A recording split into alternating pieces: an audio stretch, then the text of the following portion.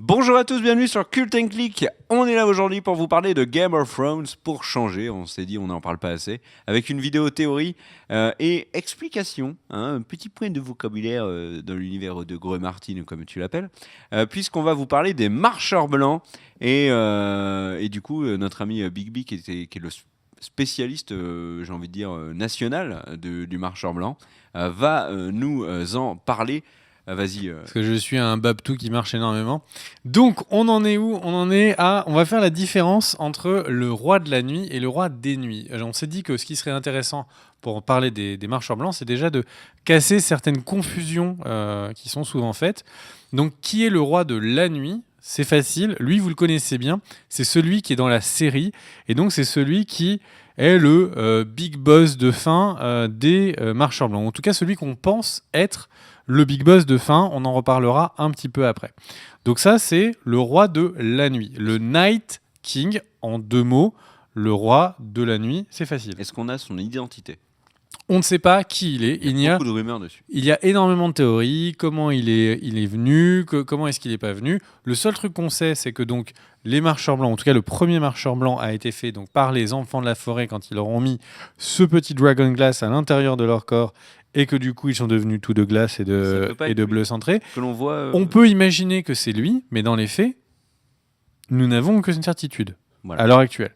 Oui, on pense que ce sont donc les enfants de la nuit qui... les enfants de la forêt, pardon.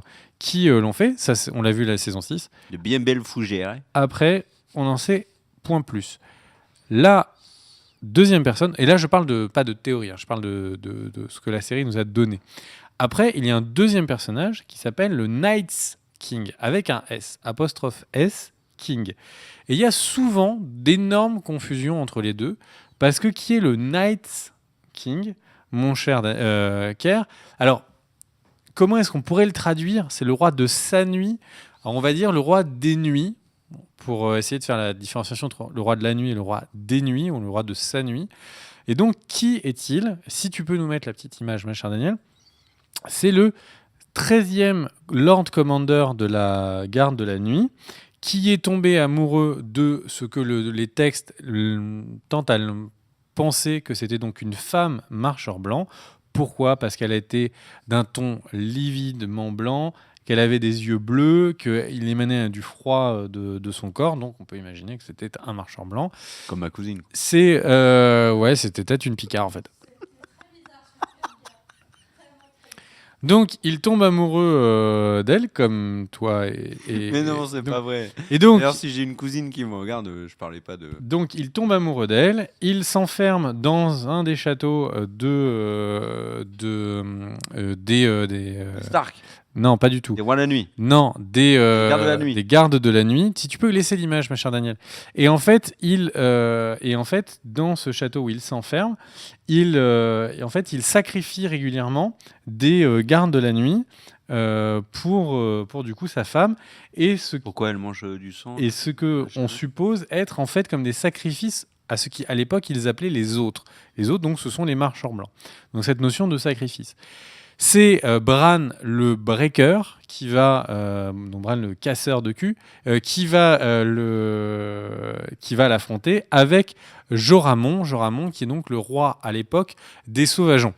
Et ils vont s'associer tous deux pour combattre ce fameux roi des nuits. Il faut bien imaginer. Alors, il y a beaucoup de mystères autour de lui parce que Gros Martin a mis dans ses différents livres que, tous les textes qui parlaient du roi des nuits, ont tous été supprimés. C'était celui dont on ne peut pas donner le nom de l'époque. Et du coup, tout a disparu. Et visiblement, certains penseraient que c'est également un Stark et qu'il s'appellerait également Bran. Ce qui a créé du coup des suppositions comme quoi Bran qu'on connaît a-t-il voyagé dans le passé, est-il devenu ce personnage-là? Et est-ce que ce personnage-là sera le roi de la nuit? C'est vrai après tout. Pourquoi mettre autant d'informations sur ce 13e garde? Et la série joue énormément avec nous et joue énormément sur cette supposition que les deux personnages sont le même. Daniel, si tu peux mettre l'image suivante. Quand on a eu les premiers teasings et premières images autour du roi de la nuit, eh bien, si vous comptez le nombre de marcheurs blancs qu'il y a derrière lui, il y en a 13. Et le roi des nuits, en fait, est toujours lié au chiffre 13. C'est le 13e garde. Il a amené 13 hommes avec lui. Ils sont restés 13 ans enfermés dans le château avec sa femme. Donc là, on compte 13 marcheurs blancs. C'est un indice qui était irréfutable pour plein de personnes, qu'au minimum, dans la série, il simplifierait les choses et que les deux seront la seule personne. En plus, ça permettait d'émettre une hypothèse qui était, ma foi, intéressante. Game of Thrones est souvent devenu le Game of Thrones of Women, parce que du coup, quasiment toutes les zones qui étaient, qu'on pensait en tout cas manipulées ou gérées par les hommes, petit à petit s'est retrouvées gérées par les femmes, que ce soit par Cersei, par Daenerys, etc. Sansa. Arya, Ellaria, etc. Exactement.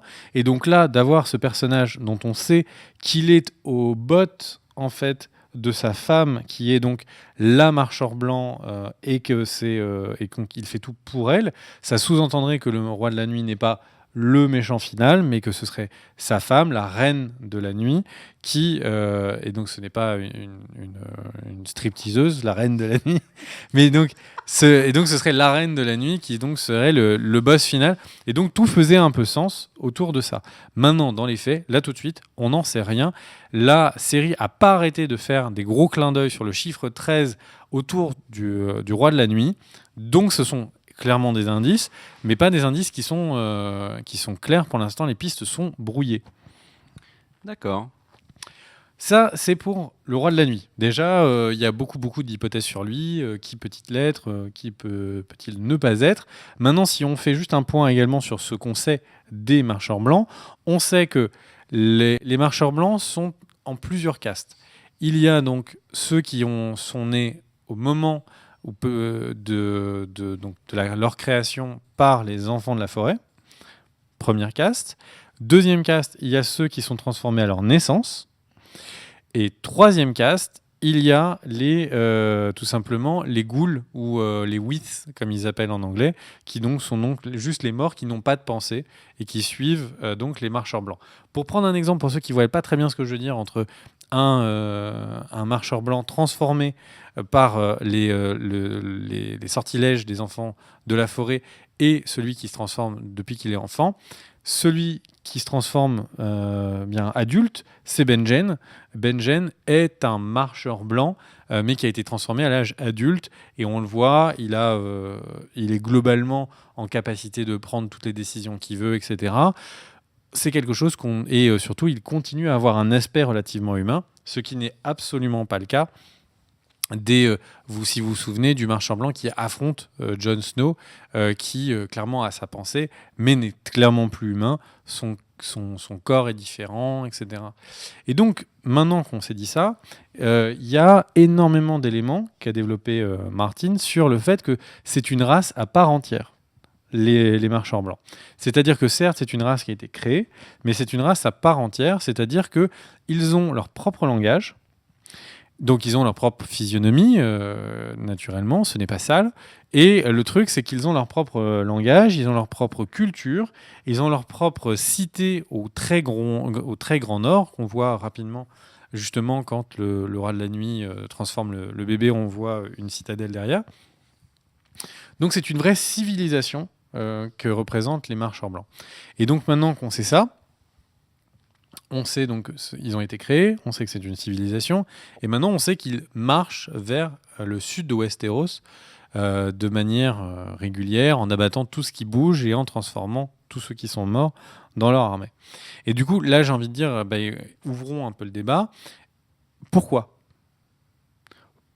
Est-ce que Greux Martin, vraiment, a fait une série qui n'est que dans le gris, où on a Jaime Lannister qui est le personnage le plus catastrophique en des premières saisons et qui en fait après devient un personnage que tout le monde aime bien, qu'on a un personnage qui est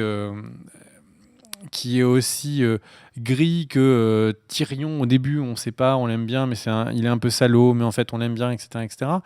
On a souvent des personnages dans Game of Thrones qui sont gris. C'est très rare qu'on ait des personnages qui soient complètement comme Ramsay Bolton, par exemple, ou Jeffrey.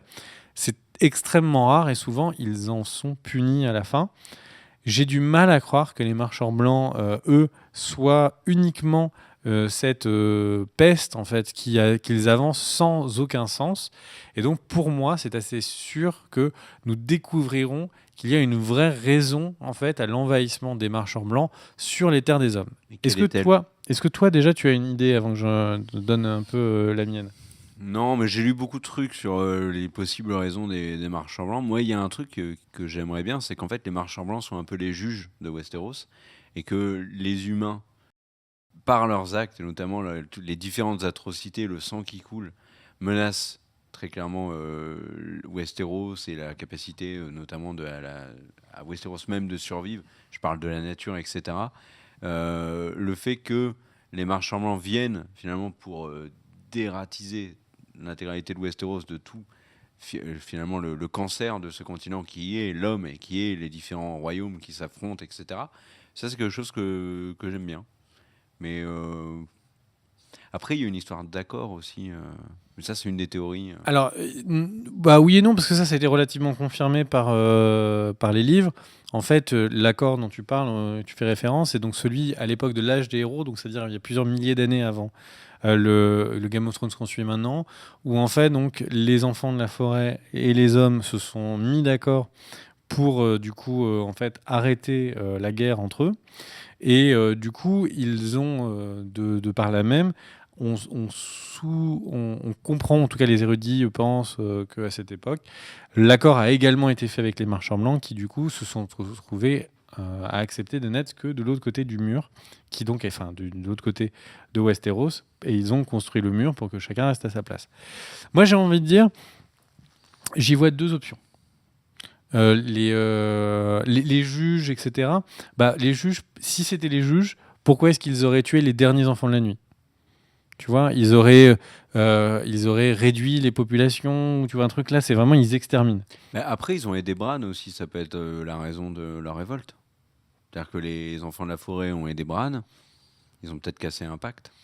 Moi, ouais, alors on va en parler du pacte. Moi, je vois bien la première idée. En fait, c'est très simple. Il y a eu un accord qui donnait aux hommes 3000 ans, 4000 ans pour vivre sur les terres de Westeros. Et au bout de 4000 ans, quand le refroidissement serait suffisamment important, les marchands blancs arriveraient. Et du coup, tout a été dealé il y a 4000 ans. Et ils sont là, ils vont prendre Westeros. Et c'est déjà les hommes d'avant qui n'ont pas réussi à gagner en fait quoi que ce soit, parce qu'on se souvient que par exemple l'âge des héros, on dit que c'est un gars qui a réussi à atteindre les enfants de la forêt, etc. Donc ça paraît pas très crédible. Donc au final, peut-être que c'est juste le pacte. Ils restaient, ils sont immortels, ils laissaient la vie, enfin tu vois les humains se développer, et puis après, ils arrivent et c'est leur tour à eux. Winter is coming, on prévient. Effectivement, là, l'hiver éternel arrive, c'est à eux, et point barre. Bon, ça c'est une théorie un peu simpliste, mais c'est une théorie qui, après tout, ferait sens. Et qui même fait sens par rapport à ce que j'avais dit sur Bran, et du coup sur... Vous pouvez retrouver sur la chaîne. Voilà, et qui expliquait que du coup Bran, en fait, était le sauveur, mais non pas de notre génération, enfin de la génération qu'on voit, mais de la génération d'il y a 4000 ans.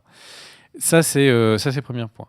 Le deuxième point, c'est moi un point que je favoriserais, c'est d'imaginer qu'en fait les marchands blancs donc, ont besoin d'humains pour renaître, tu vois, et que donc le pacte, c'était que les humains devaient fournir des enfants et devaient fournir du coup de quoi à ce que l'espèce des marchands blancs puisse subsister. Peut-être qu'ils meurent au bout de 600 ans, tu vois. Et donc, il meurt peu, mais il meurt. Et donc, Craster, qui, si tu te souviens, donnait ses enfants, etc., lui, n'a jamais été embêté. Il vivait de l'autre côté du mur avec toutes ses filles. Il donnait etc. ses garçons. Il donnait ses garçons. Ce qui contredirait un petit peu la théorie du roi des nuits qui a une femme. Alors non, parce que ça peut être la Big Boss, il y en a qu'une. La Big Boss, et il y en a comme qu'une seule. la reine d'une ruche. Oui, voilà. Mais bon, encore une fois, il faut se dire, est-ce que oui ou non ces deux personnages sont vraiment similaires. Et donc au final, si les marcheurs blancs ont besoin des enfants des hommes de par leur naissance, on se souvient, c'est des hommes qui ont été maudits, eh bien que les hommes, au final, arrêtent, tu vois, année après année, de faire ce sacrifice, eh bien, du coup, les marcheurs blancs, pour sauver leur population, vont tout simplement, pas raser Westeros, mais vont tout simplement piéger tout Westeros, tuer une partie des populations et en rendre à l'esclavage, à l'état d'esclavage, toute une autre partie pour pouvoir, si tu veux, continuer, perpétuer leur espèce. Et j'ai envie de dire, je ne sais pas lequel des deux, mais ce qui est sûr, c'est qu'on va avoir un moment, un épisode, 10 minutes, qui va être du côté des marcheurs blancs, et on va voir leur civilisation, et on va voir quelque chose qui va nous faire douter. Et donc ça, le fait que ce soit une civilisation qui meurt, et qui meurt parce que ce qui se passe au Westeros, ça me paraît être un élément qui serait suffisamment logique pour que ça ait du sens. Et est-ce que les marchands blancs ne se mettraient pas en marche pour contrer l'avancée du feu? Parce que, en fait, ce qui s'est passé, c'est si on regarde dans les années précédentes, on a donc la présence des dragons et des Targaryens, qui représentent une menace pour les marchands blancs, mais ce sont les hommes qui se sont entretués. Ce sont les hommes qui ont abattu les dragons, ce sont les hommes qui ont abattu les Targaryens. Mais là, dans les faits, peut-être que le destin veut que Daenerys et ses dragons prennent totalement le contrôle de Westeros et deviennent une menace potentielle pour les Alors, marchands blancs. il y a une théorie sur Reddit, et je suis désolé de ne pas me souvenir du nom, qui en fait va dans ton sens. C'est en fait l'idée, c'est de dire que les marcheurs blancs, en fait, ne reviennent que parce qu'ils ont vu la comète et qu'ils ont vu que du coup le feu est revenu. Rhaegar, de son côté, donc le fils, le premier, le aîné du roi fou, le frère donc de Daenerys, et donc le vrai roi en titre, était passionné par les prophéties. Et donc, une des théories, et sous-entend que du coup Rhaegar, fou des prophéties, se dit que du coup le seul moyen d'avoir la paix en Westeros, c'est d'avoir un enfant qui est à la fois un enfant du froid et un enfant du feu. Et donc Song of Ice and Fire. Et donc il va avoir un enfant, donc lui étant un vrai Targaryen, va avoir un enfant avec une vraie Stark. On se souvient la théorie que du coup Night, le roi des nuits, est un Stark, et donc peut-être le roi de la nuit est un Stark. Et donc en fait, il va effectivement capturer Lyanna. Ils auront un enfant ensemble, peut-être de raison, qui s'appelle Jon, et qui donc sera là pour être le lien entre les deux. C'est une théorie qui est assez intéressante, je trouve. Maintenant, qu'est-ce que ça va faire? Ça pourrait autant être le fait que Jon devra se retourner contre, en fait, quelque part, ses anciens, tu vois, contre les marchands blancs qui sont un peu de lui, comme ça pourrait être ce qu'on évoquait une ou deux fois, c'est-à-dire que Daenerys pète vraiment les plombs, veut être la reine des cendres, et du coup, Jon, avec l'aide des marchands blancs, va la combattre. C'est un ensemble. J'imagine la bataille avec le roi de la nuit, Jon à côté en mode allez mon gars, on va charger la C'est qui a mis obligé. Je ne vois pas les marchands blancs n'être que une peste. Je ne vois pas le roi de la nuit ne jamais avoir une ligne de dialogue. C'est pas possible. On est dans Game of Thrones. C'est une des séries qui parle le plus qui est. C'est une des séries qui est le plus grise qui est. C'est obligé qu'on ait le point de vue des marchands blancs. C'est juste qu'on ne l'a pas eu encore. Oui, c'est pas déconnant. T'as d'autres choses à rajouter? Non, et je pense qu'on a couvert du coup pas mal de théories autour des marchands blancs, et j'espère que ça vous a plu.